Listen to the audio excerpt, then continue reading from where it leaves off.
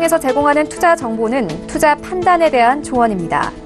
방송에서 제공하는 주식의 가치, 가격 상승 및 가격 하락에 대해서는 방송사에서 보장하지 않습니다. 오늘의 헤드라인 뉴스입니다.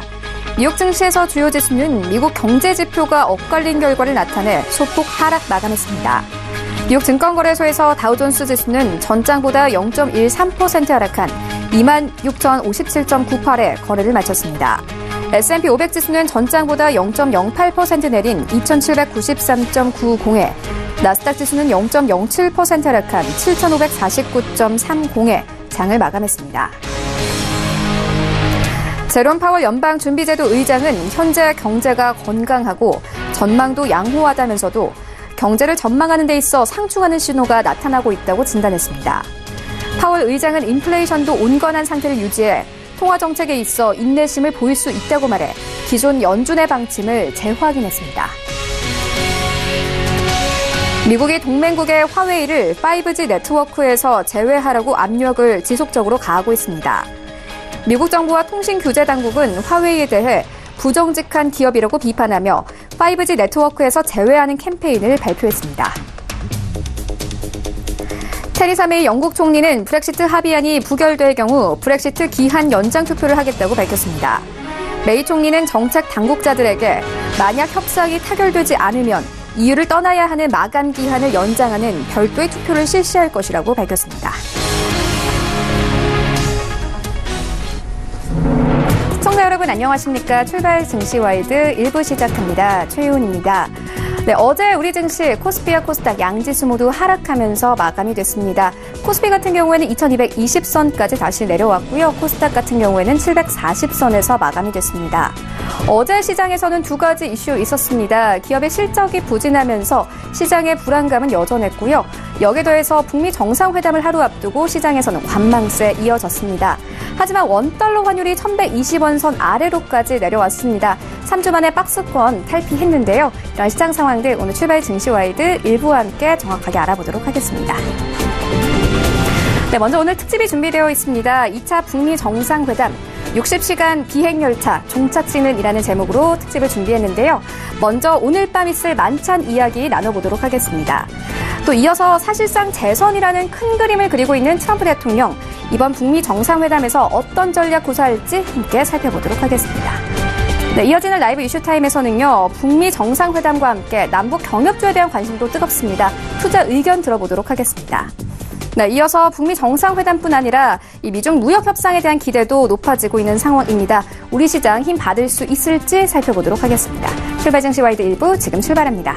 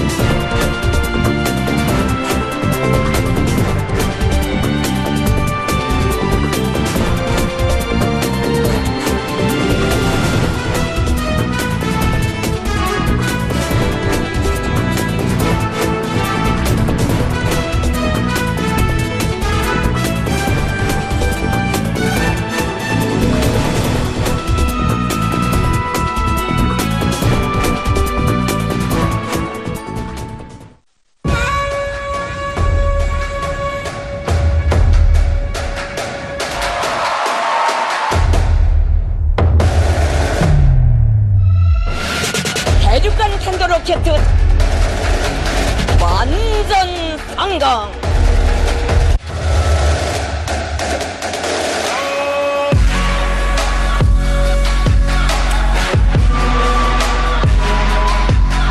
Chairman Kim some very positive things in mind, and we'll soon find out.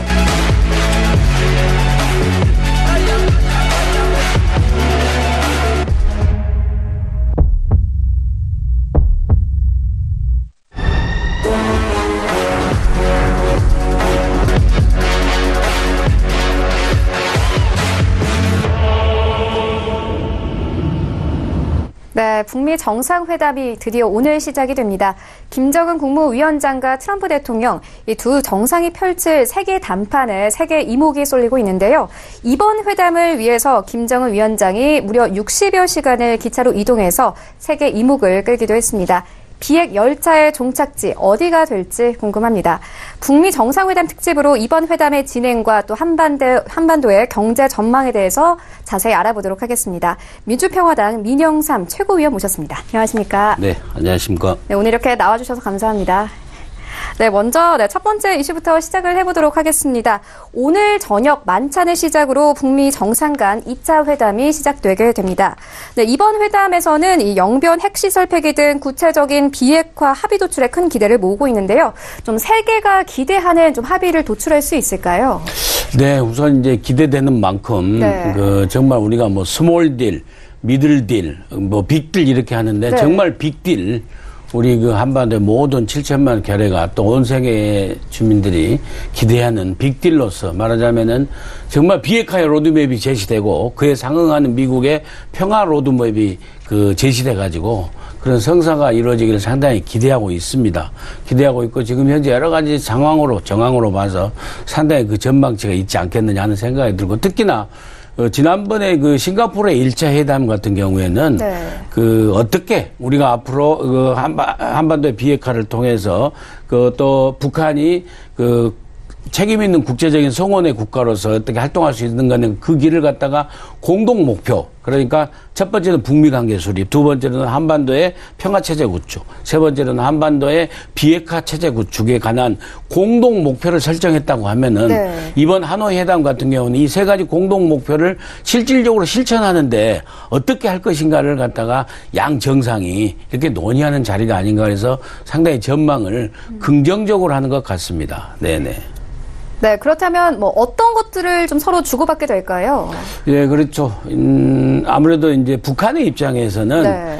비핵화 로드맵을 제시해야 되는데 비핵화 로드맵이라는 것이 결국에는 내가 북한이 어떠한 핵시설과 어떠한 핵무기와 핵물질을 갖고 있는가라는 그런 것을 제시하면서 이렇게 리스트를 제출하고 네. 그게 상응해서 검증까지 또 검증을 어떻게 하느냐까지 그런 로드맵이 나올 적에 북한은 미국은 미국대로 거기에 대한 상응하는 제시하는 그런 이제 협상 카드가 나오겠죠. 그래서 영변의 핵시설 그다음에 동창리의 미사일 실험장, 그다음에 풍계리의 핵실험장 같은 경우에는 완전히 북한이 공개를 하고 네. 그걸 갖다가 실질적으로 검증해서 사찰에 갈 수 있는 갖다 제시하게 되면은 미국 같은 경우에는 이제 현재 사실 상당히 진행되고 있는 한미연합훈련 중단이 지금 이미 상당 일부분 되고 있지 않습니까? 네. 그래서 그 중단에 의해서 종전선언이 나오고 종전선언이 나오면은 평화협정 체제까지 나중에 장기적으로 가게 되면은 거기에 의해서 북미 수교가 이루어지면서 연락사무소를 개설한다든지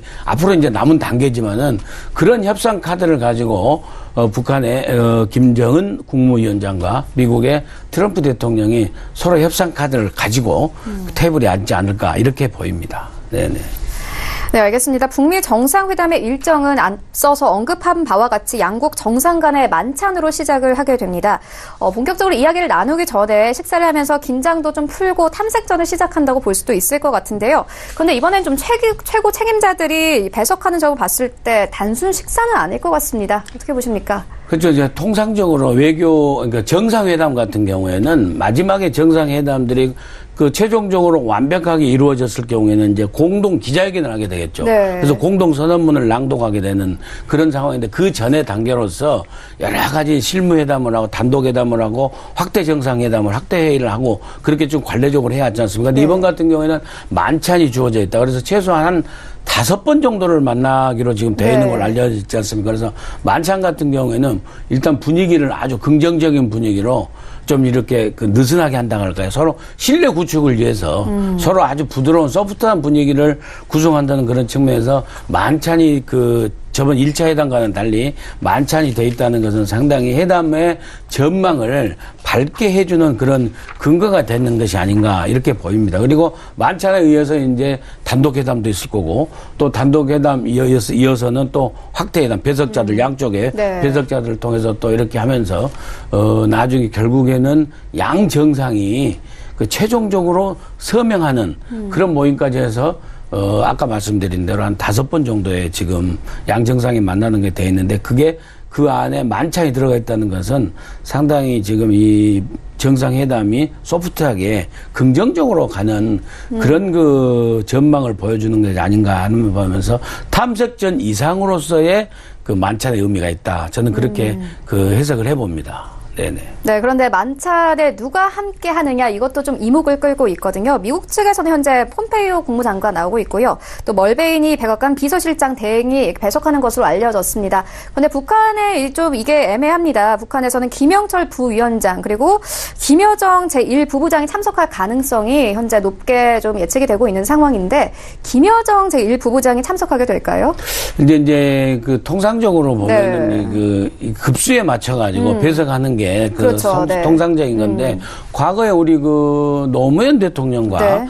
김정일 위원장과의 배석을 보면은 우리는 이제 한 2~3명이 계속해서 국정원장이나 배석을 하는데 네. 저쪽에는 이제 당시에 딱 한 명, 그 김양건 그 통일전선부장이 배석해가지고 네. 그 계속 주고받고 했지 않습니까? 그런 장면 우리가 봤는데 이번에도 이제 김영철 부위원장이 그 단독으로 배석할 가능성도 배제할 수는 없지만은 네. 또 이제 김여정 부부장 같은 경우에는 워낙에 네. 그 남매 간의 정을 떠나서 실질적으로 비서 역할까지 다 하게 되는 네. 그런 최측근 중에 측근으로 분리되기 때문에 네. 상당히 이제 같이 배석할 가능성도 있지 않겠느냐 이렇게 보이는데 통상적으로 꼭 이렇게 숫자를 맞추는 것은 그 아니라는 예외적인 상황도 있다.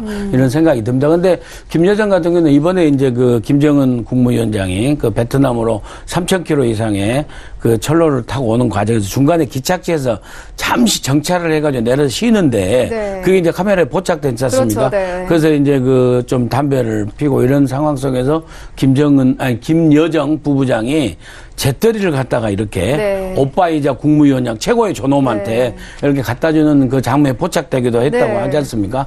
그런 걸 보면은 정말 측근 중에 측근 아닌가. 여러 가지도 다 챙겨준다. 그래서 베트남 막 그 다동역에 도착했을 적에도 그 이렇게 영접을 하면서 국무위원장이 나와가지고 이렇게 하는데 이제 그 통역이 막 따라하지 않습니까? 근데 네. 그 통역을 제치고 또 김여정 부부장이 다음 일정을 챙기러 가는 그런 모습에 거침이 없더라고요. 그래서 상당히 배석하는데도 만찬 배석이라든지 이런 데는 상당히 김여정 가능성이 있다. 저는 이렇게 봅니다. 네네. 네, 그런데 미국의 경우에는 또 대북 초강경파로 알려진 존 볼턴 국가안보회의 보좌관의 참여 여부에 대한 혼선이 좀 있었습니다. 오늘 미국 측이 이 볼턴이 하노이에 도착했다 이렇게 확인을 한 상황입니다. 이 볼턴 보좌관이 현재 베네수엘라 사태가 급박하게 돌아감에도 불구하고 이렇게 하노이행을 택한 이유는 분명히 있을 것 같거든요. 어떻게 보십니까? 그래서 볼턴 보좌관 같은 경우는 이제 한국에도 사실은 그 방한을 하기로 했다가 네. 취소하고 베네수엘라 사태 때문에 해가지고 다시 오게 됐는데 그 강경파로 알려져 있지만은 결국에는 트럼프 대통령이 어떤 의사결정을 하는 데서는 강경파든 온건파든 의견을 다 들어보고 이렇게 하는 상황이지 않겠습니까? 그래서 그렇지만 또 국가안보보좌관으로서 볼턴의 위치라는 것은 위상이라는 것은 트럼프 대통령이 워낙 중요하기 때문에 네. 당연히 이제 그 와서 여러 가지를 상의하고 하지 않겠나 이렇게 보입니다. 근데 문제는 볼턴 개인이 문제가 아니라 제가 볼 적에는 트럼프 대통령이 미국 내의 민주당에게 펠로시 의장을 비롯한 미국 내 야당 세력, 그 다음에 또 미국 내 보수주의, 보수 세력들, 네. 공화당 지지 세력을 뛰어넘는 또 보수 세력이 있어요. 그래서 네. 트럼프 대통령 혼자 결정한다고 해서 이게 사실 그 로드맵대로 또 갈 상황은 아니지 그렇죠. 않습니까? 네. 우리가 다 알다시피. 그렇기 때문에 볼턴도 볼턴이지만은 미국 내의 어떤 그 반대, 그 민주당, 야당 세력들을 갖다가 설득을 하는 데 있어서는 네. 그런 의견들을 이 볼턴 보좌관이 상당히 반영을 하는 그런 위치에 있지 않느냐 하는 생각이 듭니다. 그래서 저번에 우리 문희상 국회의장을 포함한 그 5분의 방미단이 같이 왔습니다. 가서 그 펠로시 하원 의장을 만났는데요. 굉장히 부정적이에요. 북한을 신뢰할 수 없는 것을 너무나 잘 알고 있지 않느냐. 네. 근데 왜 자꾸 이러느냐라는 식으로 얘기할 정도로 그 트럼프 대통령이 아무리 하더라도 우리는 민주당은 나름대로 북한을 신뢰하지 않는다라는 그런 얘기를 지금 듣고 온 정도 아니겠습니까? 그런 의견을 갖다가 트럼프 대통령이 무마시키는 데는 제가 볼 적에는 그런 의견을 수렴해서 무마시키는 데는 이 볼턴 보좌관의 역할이 상당히 있지 않느냐. 그런 측면에서 볼턴이 어떤 그 베네수엘라 사태가 급박함에도 불구하고 꼭 와서 하는 것은 배석하고 의견을 거기 나누는 것은 그런 의미의 그 정치적 이상을 내부에서 백악관 내부에서의 그런 이상을 반영하는 게 아닌가 저는 그렇게 해석합니다. 그렇다면 네. 미국 내 합의를 위한 카드다 이렇게 볼 수 있겠네요. 네, 그렇죠. 그러니까 미국 내 반대 여론들도 이 볼턴 보좌관이 충분히 반영해서 트럼프 대통령이 너무나 그 흔히 말하는 스몰 딜에, 네. 스몰 딜에 그 안주해가지고 국내 사정을 반영해가지고 지금 트럼프 대통령이 우리가 다 알다시피 굉장히 어렵지 않습니까? 네. 지금 조금만 있으면은 그 탄핵 얘기가 나올 상황이고 그 여러 가지 문제 때문에 그런 상황 속에서 트럼프 대통령이 지금 국내 문제의 돌파용으로 너무나 스몰 딜로 이렇게 가지 않겠느냐. 흔히 하는 말로 그 핵의 운반수단에 불과한 ICBM의 그 폐기에 머무르는 그러면서 핵 동결이라는 건 결국 핵을 인정하는 게 되지 않습니까? 그런 스몰 딜로 갈 경우에는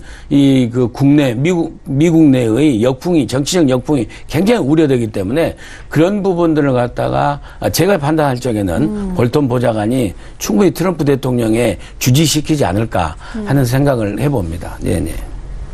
네, 알겠습니다. 그런데 트럼프 대통령이요, 이렇게 북한에게 지속적인 러브콜을 보내는 이유는 바로 2020년 미국 대선을 앞두고 재선의 명운을 건 최대의 배팅이다, 이런 분석이 나오고 있는 상황입니다. 최근 트럼프 대통령은 이번 회담에서 모든 걸 다 이뤄내겠다, 이렇게 의지를 밝히기도 했습니다. 어떤 전략을 구사하게 될지 궁금하거든요. 그 트럼프 대통령으로서 상당히 그 내심 다급할 겁니다. 제가 판단할 때는 지금 재선거도 재선거지만 아까 말씀드린 대로 지금 탄핵 이런 문제도 절차도 지금 갈 수도 있는 거고 네. 특별검사 지금 얘기도 여러 가지로 있는 겁니다. 그래서 그런 측면에서 트럼프 대통령은 어떻게든지 간에 구체적인 성과를 그 미국 내의 역풍을 잠재울 수 있는 구체적인 성과를 내려고 그런 그 전략을 세우지 않을까. 기본적으로는 성과를 내야 된다. 그런 측면에서 트럼프 대통령이 상당히 최소한의 양보를 하면서 그 김정은 국무위원장과 신뢰 구축에 상당히 그 어떤 은밀한 얘기를 그 대화를 나누지 않을까 하는 생각이 듭니다. 그러니까 합의문에 있어서 신뢰를 어느 정도 신뢰하고 있는가는 갖다가 100% 신뢰하는지 90% 신뢰하는지 10% 신뢰하는지 합의문에는 서명할 수 없지 않습니까? 그렇지만 정상 간의 대화를 통해서 정말로 김정은 국무위원장이 비핵화에 대한 완전한 비핵화에 대한 확실한 그 의지를 갖고 있구나라는 것을 트럼프 대통령이 신뢰하게 될 경우에는 그 신뢰 파악을 위해서 굉장히 노력하리라고 봅니다. 그런 측면에서 지금 북한이 갖고 있는 여러 가지 그 4가지라고 할 수가 있죠. 말하자면은 핵물질, 핵시설, 그 다음에 핵능력, 그 다음에 핵물질, 이런 4가지 중에서 특히 앞으로 핵능력에 대해서는 모르겠지만은 핵시설이라든지 핵물질이라든지 그다음에 이미 만든 핵무기 이런 부분에 있어서는 트럼프 대통령이 나를 믿게 하기 위해서는 정말 이런 리스트라도 정말 확실하게 좀 제시를 해야 되지 않겠느냐. 네. 목록이 있어야 가서 검증을 하고 사찰을 하고 하지 않겠습니까? 그런 측면에서 핵물질, 핵시설, 핵무기, 그리고 핵능력에 대해서는, 핵 프로그램에 대한 능력에 대해서는 아직 그것은 그 단계까지는 안 가더라도 이 3가지 부분에 있어서는 트럼프 대통령이 신뢰를 갖기 위해서 그 김정은 국무위원장에게 상당히 여러 가지 그 리스트, 목록을 갖다가 제시하는 그런 그 내부 그 어떤 대화 전략이 있지 않을까. 저는 그렇게 지금 추론을 해봅니다. 근데 상당히 그게 근접하리라고 저는 봅니다. 네네. 네, 알겠습니다. 또 중요하게 거론되는 사안이 바로 종전선언입니다. 우리 정부도 가능성을 열어두고 있는 상황인데요. 그런데 여기서 의견이 좀 엇갈리는 듯합니다. 미국 측은 평화선언, 그리고 북한 측은 종전선언을 이야기하고 있습니다. 이번 회담을 통해서 종전선언 이뤄낼 수 있을까요? 굉장히 중요하죠. 이것은 종전선언이 만약에 정치적인 선언입니다. 정치적인 선언. 원래 그 6.25 전쟁이 완전히 끝났다라고 하기 위해서는 당사자들이 와야 되는데 중국도 사실은 휴전 당사자지 않습니까? 그런데 그렇죠. 네. 우선 북미 정상이 종전선언을 한다는 것은 정치적 선언입니다. 정치적 선언인데 그것이 평화협정의 형태로 갈지 아니면 종전선언으로 갈지는 좀 두고 봐야 되지만은 어찌됐건 간에 종전선언은 굉장히 트럼프 대통령이나 또 북한이 굉장히 요구하고 있는 겁니다. 요구하고 있는 상황이기 때문에 이게 이제 성과 중에 하나로서 네. 굉장히 중요한 항목이거든요. 네. 종전선언이라는 것은. 근데 그 종전선언이 가기 위해서는 상당히 아까도 말씀드렸지만은 트럼프 대통령의 핵 현황에 대한 어떤 신뢰가 있어야 된다. 검증 사찰에 신뢰가 네. 있어야 된다는 거죠. 그래서 플루토늄 같은 경우, 핵 물질 같은 경우는요, 플루토늄 같은 경우에는 영변에 몰려 있고, 그다음에 한 영변의 핵시설이나 핵물질 이런 게 한 80%가 있다는 거 아니겠습니까? 네. 그래서 영변의 핵사찰과 영변의 핵시설을 갖다 완전히 파괴할 경우에는 가지만은 문제는 우라늄입니다. 우라늄. 우라늄 같은 경우에는 또 우라늄 물질이 어디에 분산돼서 사실 은폐되어 있는지도 모르고 온 상태고, 근데 이런 부분까지 얘기가 되면은 트럼프 대통령이 종전선언에 준하는 네. 평화협정, 평화선언 같은 경우는 앞으로 하여튼 평화종전선언하고 평화협정으로 가는 건 뭡니까? 북한의 체제를 인정해 주는 겁니다. 그럼 체제를 인정해 주면 이 종전선언이 중요한 게 그 다음 단계로서 북한의 체제를 인정해 주면은 북미 수교로 가는 거예요. 수교로 가기 전에는 이 연락대표부를 떠나서 연락사무소까지 나오게 되지 않습니까? 그렇게 되기 때문에 이 종전선언이 굉장히 북미뿐만이 아니라 세계적 우리 한반도 우리 대한민국 정부도 굉장히 중요한 거기 때문에 상당히 관심사이긴 한데 종전선언 정치적 종전선언에는 상당히 가까워 있지 않았느냐 하고 저는 분석을 합니다. 그 근거로서 청와대 김의겸 대변인이 바로 엊그저께 얘기를 했지 않습니까? 청와대 대변인이 벌써 종전선언이 나올 가능성이 있다라고 공식적으로 언급할 정도 되면은 이미 상당히 얘기는 진전이 됐지 않았느냐라고 저는 그 근거로 보고 있습니다. 네네. 네, 여러 가지 좀 사안이 좀 언급되고 있는 상황인데요. 네. 한 번의 회담으로 일괄 타결하기에는 다소 어렵다는 시각이 나오고 있습니다. 이번 북미 정상회담으로 기대해 볼 수 있는 당장의 성과들은 어떤 것들이 있는지도 한번 들어보도록 하겠습니다. 당장의 성과라는 건요, 결국에는 신뢰 구축입니다. 서로 믿을 수 있고, 우리 문재인 대통령도 얘기를 하셨지만은, 김정은 국무위원장의 완전한 비핵화 의지가, 네. 되돌릴 수 없는 완전한 비핵화 의지가 확실하다라고 문재인 대통령도 지금 그 의지를 믿고 있는 상황 아니겠습니까? 네. 그걸 트럼프 대통령이 믿어야 된다는 거죠. 그리고 트럼프 대통령이 믿고 그 신뢰를 갖다가 미국의 야당 세력에게도 설명할 수 있을 정도의 그런 가시적 성과가 나와야 된다는 거죠. 예, 그런 측면에서 그 신뢰 구축을 갖다가 가장 지금 현재 공동성명이나 여러 가지 중에서 내세우는데 그 신뢰 구축으로 확보됐을 때 나오는 것이 바로 평화협정에 준하는 종전선언이 될 가능성이 굉장히 크죠. 그리고 종전선언이 나오기 전 단계로 북한 같은 경우에는 핵의 리스트, 그러니까 비핵화 로드맵의 첫 단계로서 핵 리스트를 갖다가 제시하는 것이 저는 관건이라고 봅니다. 그래서 핵 리스트가 나오면은요, 이것은 자연스럽게 되는 거예요. 그러니까 지난번 같은 경우만 해도 김정은 국무위원장이 핵 리스트를 제출할 수 없다는 게 뭡니까? 핵 리스트를 제출하게 되면, 핵 물질을 제출하게 되면은 공격 목표를 갖다가 적에게 노출한다고 얘기를 했지 않습니까? 그렇기 때문에 굉장히 중요한 문제인데 그걸 어느 정도 제시했을 경우에는 트럼프 대통령이나 우리 여러 가지 세계에서 신뢰할 수 있는 근거가 되는 거죠. 예, 그래서 그런 걸 갖다 굉장히 지금 협상하면서 얘기를 하지 않을까 그렇게 됩니다. 그리고 종전선언이란 건요 굉장히 중요한 북한이 굉장히 요구하면서 미국이 주저주저 하는 것은 뭐냐면은 종전선언이 이루어질 경우에는 전쟁이 끝나버리지 않습니까? 전쟁이 끝나버리면은 완전히 평화 모드로 가게 되면은 우리 대한민국 입장에서는요 주한미군 철수 문제가 나오게 돼요. 그렇기 때문에 이게 쉬운 문제가 아니거든요. 그래서 북한이 굉장히 집요하게 요구하는 겁니다. 그렇죠. 종전선언을 네. 평화협정으로 가자. 그래야 우리의 체제 안전보장이 되고 주한미군도 철수하면서 한반도에서 완전한 비핵화 이루어지면서 갈 수 있다고 하는데 그걸 믿을 수가 없다는 거죠. 근데 여태까지 믿을 수 없다는 것은 이게 자꾸 북한을 갖다가 신뢰를 못한다는 거지. 앞으로 믿고 가야 되지만은 72년도부터 시작되는 남북 간의 여러 가지 평화의 여러 가지 문제가 72년 7.4 남북 공동성명부터 시작해서 94년 제네바 협상 같은 경우에는 완전히 협상이 타결돼가지고 미 연락사무소를 평양에 설치하기로 했지 않습니까? 그럼에도 또 안 됐지 않습니까? 벌써 25년이 또 흘렀는데 다시 25년 만에 김정은 국무위원장의 비핵화 의지가 워낙 강고하다 하다 보니까 그걸 트럼프 대통령이 어느 정도 지금 확보해 내느냐 그 부분을 갖다 굉장히 지금 협상 테이블에서 얘기하고 있으라고 봅니다. 예.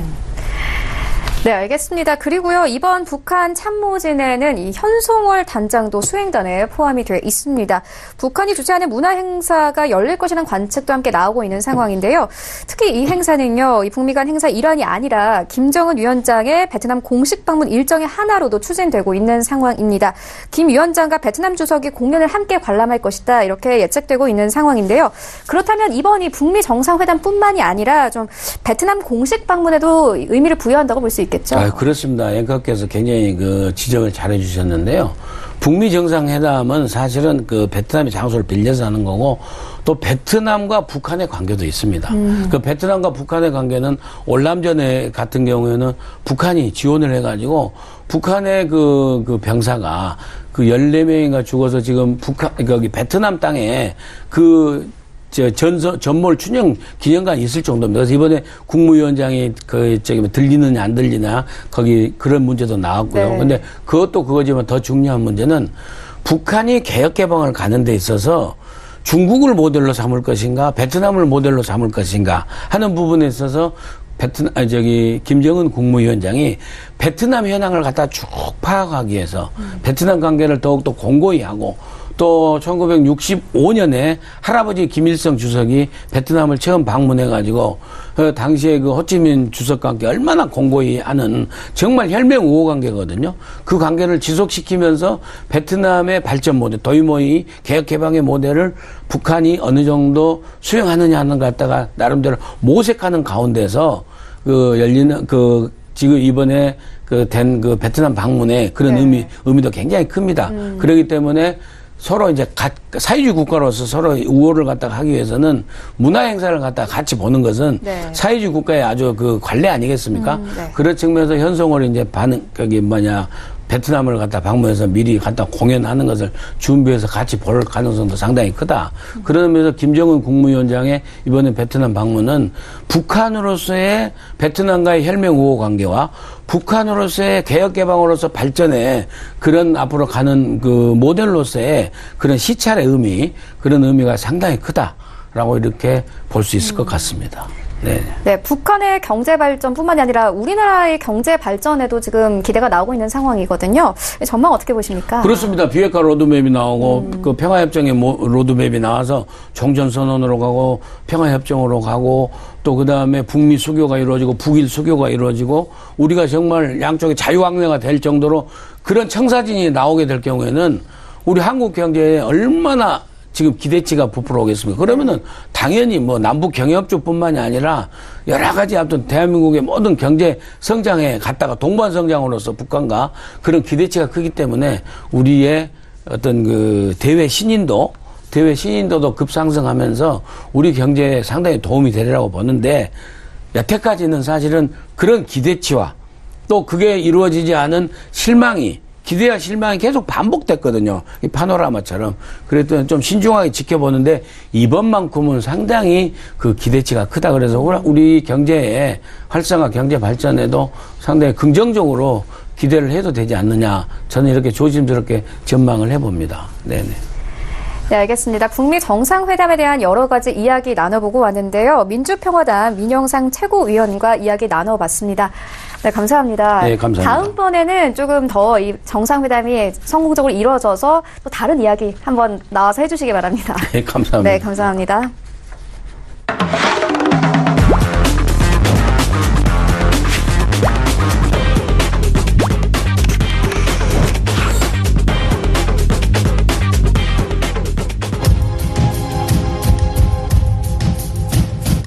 네, 이번에는 시장쟁점 함께 분석해 보도록 하겠습니다. 라이브 이슈 타임인데요. 한국투자증권 김권진 차장 전화 연결되어 있습니다. 안녕하십니까, 차장님. 네, 안녕하십니까. 네, 오늘 북미 정상회담이 열리게 됩니다. 남북 경협조에 대한 관심도 단연 뜨거운데요. 저희가 좀 어떻게 분석을 해보면 되겠습니까? 자, 우선은 D-Day가 돼서 좀 여러 가지 오늘 하루 종일 어떻게 보면 뉴스만 틀면 모든 게 이렇게 정상회담 이슈밖에 지금 현재 TV에서 나오고 있지 않는 것 같습니다. 그런데 좀 주식으로 봤을 때는 좀 고민을 해봐야 되는 게 사실이다라는 거 얘기를 해드리겠고요. 우리 증시 격언에 여러분들이 다 아시는 격언이 있습니다. 어떤 경험이냐면 소문을 사서 뉴스에 팔아라라는 이런 격언이다라는 거 얘기를 해드리겠습니다. 물론 이번에는 좀 다를 거야라는 이런 고민을 많이 하게 되고는 있습니다. 그렇지만 이 격언은 절대 무시할 수는 없는 것 같다. 실제적으로 우리가 1차 이런 정상회담 때도 느꼈었습니다. 바로 정상회담 하루 전까지는 정말 남북 경협주가 뜨거웠었다. 그런데 실제로 정상회담 후로는 어떻게 했다? 주가가 바로 곤두박질 치는 모습이 나타났다라는 거 얘기를 해드리겠습니다. 물론 여전히 지금 현재 이런 기대감 같은 경우는 열심히 있습니다. 2차 북미 정상회담이 작년 6월 싱가포르에서 열린 첫 북미 정상회담 이후 8개월 만에 열리는데요. 이번 정상회담에 대한 기대가 사뭇 다르다라는 얘기입니다. 문재인 대통령께서도 지금 현재 신 한반도 체제를 언급하면서 양국이 상당한 수준의 비핵화와 상응 조치에 합의를 하고 난 뒤 주도적으로 임하겠다는 이런 의기에 어떻게 보면 남북 간의 이런 교류에 대한 것에 대한 이런 얘기가 많이 나왔던 것 같습니다. 실제 이번 정상회담 전에 문재인 대통령과 이런 트럼프 대통령이 거의 몇 시간 동안 시간을 1시간 가까이 되는 이런 전화 통화를 하면서 북한에 대한 이런 경제적 제휴원이나 이런 것을 우리가 다 맡아서 하겠다라고 얘기를 하면서 미국에서는 어떻게 보면 자기들은 비핵화만 만들면 나머지 경제 제재는 어느 정도 좀 완화가 될 수 있는 이런 이슈들이 지금 현재 하나씩 나오고 있기 때문입니다. 실제적으로 경제 완화가 된다면 이거는 가정인데 어찌됐든 된다면 가장 먼저 급물살을 타게 될 수 있는 게 바로 그 대북 관광에 대한 겁니다. 금강산 관광에 대한 이런 이슈가 될 수가 있을 것 같은데요. 그리고 그 다음으로는 개성공단이 다시 한번 좀 확대가 되고 그 다음으로는 기간산업 등 어떻게 보면 남북 철도 그리고 도로 연결 같은 이러한 기간산업들 인프라 투자에 대한 이런 이슈가 나올 것 같고요. 마지막으로는 광물 개발 등 대북 제재 완화에 대한 이런 단계별 사업이 급물살을 탈 수도 있을 것이다라는 걸 얘기를 해드리겠습니다. 우선은 또 이것 빼고도 다음에 있는 게 바로 김정은 위원장이 우리나라에 답방을 하는 시점인 3월까지도 이 모멘텀이 이어질 수 있다는 좀 긍정적인 이슈가 또 하나 있다라는 거 얘기를 해드리겠습니다. 실제로 앞에서 제가 단계별로 얘기를 좀 해드렸는데 금강산 얘기가 나오면 가장 먼저 여러분들이 눈에 띄어야 될 종목들이 있는데요. 바로 아난팀 그리고 턴스타 엔터프라이즈 그리고 대면 코퍼레이션 그리고 한창 같은 경우가 금강산 관광에 가장 먼저 수혜를 입을 수 있을 것 같고요. 개성공단 같은 경우는 현대 엘리베이터 그리고 난광통원 신원 그리고 인지컨트라스 좋은 사람들 제형솔탱 등이 개성공단 관련주 그리고 남북 철도 및 도로 연결 같은 경우는 현대제철 그리고 현대로템 그리고 다운시스 삼부토건 현대건설 그리고 삼성물산 등 어떻게 보면 건설주들이 좀 많은 이야기가 나타나고 있다는 거 이야기를 해드리도록 하겠습니다. 실제로 이러한 것은 계속해서 이어질 수 있을 거다라고 생각을 하시면 될 것 같고요. 여러 가지 관련된 주식에서 오늘은 아마도 그래도 또 가장 먼저 여러분들이 관심을 가져야 될 거는 금강산에 대한 얘기 아마도 개성공단 이런 쪽까지는 여러분들이 생각을 해보시면 좋을 것 같다는 얘기를 드리겠습니다. 네, 그런데 어제 시장에서는 관망세 이어졌습니다. 호재는 분명하거든요. 북미 정상회담과 더불어서 미중 무역 협상에 대한 기대감도 나오고 있는 상황입니다. 이 시장 좀 추가 상승할 수 있을까요? 네, 우선은 시장보다는 종목별로 계속해서 순환매가 계속해서 이어지지 않을까라는 생각을 하시는 게 맞을 것 같습니다. 사실은 시장이 상승을 계속해서 지수가 계속해서 상승하기 위해서는 가장 중요한 게 실적단입니다. 근데 실적이 위쪽으로 계속해서 올라와 줄 수 있을까라는 이런 게 물음표가 생긴다라는 얘기를 해드리겠습니다. 실제적으로 주시장이 더 위로 올라가기 위해서는 가장 먼저 어떤 얘기가 나와야 되냐면요. 1분기 실적이 저점일 거야라는 이런 예상이 나와야 됩니다. 근데 아직까지는 여기에 대한 이런 신뢰도가 조금은 부족하다라는 얘기입니다. 바로 1분기 실적이 저점이 아니고 2분기, 3분기 아직은 모르겠어라는 게 대다수다라는 거. 즉 지금 현재 올해 우리나라의 EPS 단을 확인을 하면 우리나라 주가가 그렇게 많이 올라갈 거리가 없다라는 얘기를 해드릴 수가 있을 것 같고요. 이러한 이슈들 때문에 지금 현재 지금 밸류에이션 단이 이미 우리나라의 올해 PER 개념으로 하면 10배 언저리에 이미 지금 현재 참여를 하고 있기 때문에 밸류에이션 단에 어떻게 보면 매력도는 조금 떨어지는 게 사실입니다. 그렇지만 지금 현재 최근에 어떻게 보면 전 세계적으로 지금 현재 달러가 조금 약세로 좀 돌아서는 모습이 나오고 있습니다. 그리고 우리 원화나 여타 다른 국가의 통화들이 좀 강세로 돌고 있죠. 이 말은 무슨 말이냐면 결국은 이런 달러가 약세로 흘러간다라는 얘기고요. 이렇게 된다는 말은 전 세계의 증시가 조금 꽃이 아닌 봄이 올 수 있지 않을까라는 이런 고민을 하게 수가 있다. 즉 외국인 같은 경우 우리나라 같은 경우도 마찬가지입니다. 외국인들의 흐름이 가장 중요한데요. 외국인들이 원화가 강세가 되면 자기들은 가만히만 있어도 돈을 벌게 되는 구조이기 때문에 계속해서 여러분들이 관심 있게 보셔야 될 것 같고, 또 어찌됐든 지금 현재 전 세계 가장 큰 화두는 사실은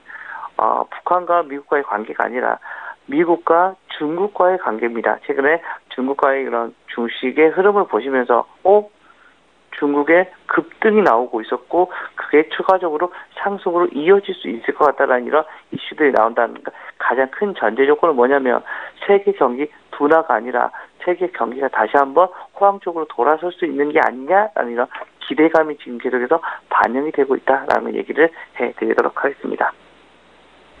네, 이 장보다는 종목 위주로 움직이는 순환매 장세가 이어질 것이다 이렇게 이야기를 해주셨는데요. 오늘 시장에서는 뉴스 하나하나가 영향을 미칠 것 같습니다. 전략 어떻게 가져가보면 되겠습니까? 네, 그렇습니다. 오늘 아나운서님이 얘기해 주셨던 것처럼 정말로 어떻게 보면 뉴스 하나하나가 계속해서 실시간 속보로 계속해서 올라올 가능성이 높다라는 거 얘기를 해드리겠고요. 오늘 같은 날에도 어떻게 보면 기본을 많이 지키셔야 될 것 같습니다. 어떻게 보면 결국은 시장에서 가장 많이 차지하는 게 뭐냐면 수급이다라고 생각을 하셔야 될 것 같고, 외국인들의 수급이 어떤 식으로 이루어지는가가 가장 중요할 것 같습니다. 전일 있었던 미국 같은 경우는 조금 살짝 약보합 정도의 흐름 어떻게 보면 좀 관망세였던 것처럼 우리나라도 오늘은 조금 치열한 눈치 보기 양상이 많이 나오지 않을까라는 얘기를 해드리겠습니다. 그리고 조금 속상한 얘기지만 어떻게 보면 대부분의 호재성 뉴스가 이미 시장에 좀 많이 반영이 되어 있는 겁니다. 북미 이런 정상회담 그리고 미국과 중국의 이런 협상이 잘 되고 있다는 게 모든 게 어떻게 보면 시장의 전제 조건입니다. 여기서 혹시나 뭐가라도 어그러지면 주가는 다시 한번 좀 조정이 들어갈 건데 지금 이 모습이 이미 다 시장에 반영이 됐다라고 생각을 하시면 될 것 같고요. 기업의 이익들 생각보다 실적이 잘 나오는 종목들도 많이 있는 것 같고요. 지금 어제 같은 경우도 힐라코리아 같은 경우도 컨센서스를 상회하는 이런 서프라이즈를 내는 것처럼 실제로 여러 가지 2천여 개의 이런 종목들 중에서 실적이 잘 나오는 군들이 분명히 지금 현재 존재한다라는 거 얘기를 해드릴 수 있을 것 같고, 그러한 종목들로 또 다시 한번 돌아가는 거 어떻게 보면 믿을 건 여전히 실적밖에 없지 않나라는 것을 생각하면서 우리 시청자 여러분들이 좀 매매에 임하시는 게 맞지 않나라는 얘기를 드리겠습니다. 네, 이슈와 전략까지 함께 짚어보고 왔습니다. 지금까지 한국투자증권 김건진 차장과 함께했습니다. 고맙습니다. 네, 감사합니다. 네, 1부는 여기서 모두 마치도록 하고요. 잠시 후 2부에서는 전문가들과 함께하는 종목 라이브쇼, 라이브 매매 타임이 이어집니다. 여기에 대해서 오늘 장에서 이슈몰이를 하고 있는 특징주까지 꼼꼼하게 살펴봐 드리겠습니다. 채널 고정해 주시고요. 저희는 잠시 후 2부로 다시 찾아오도록 하겠습니다.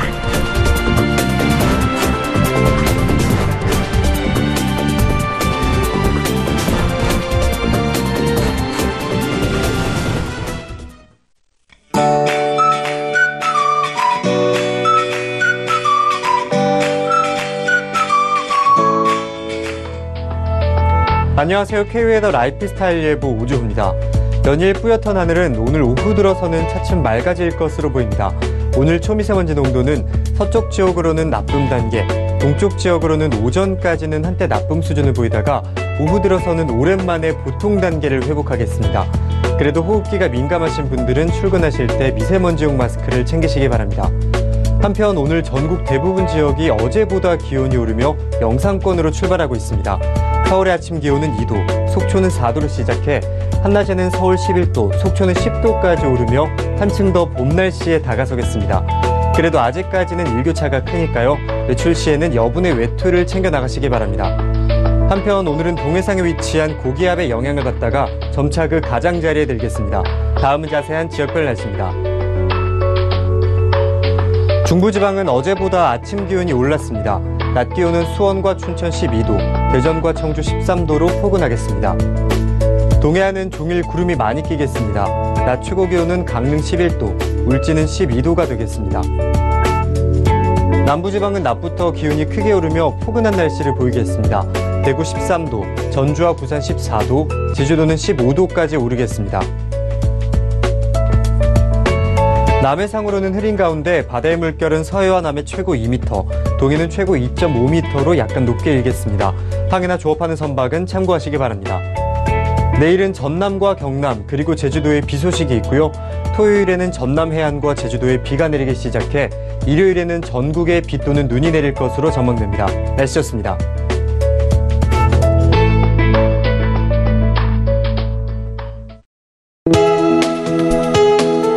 본 방송에서 제공하는 투자 정보는 투자 판단에 대한 조언입니다. 방송에서 제공하는 주식의 가치, 가격 상승 및 가격 하락에 대해서는 방송사에서 보장하지 않습니다.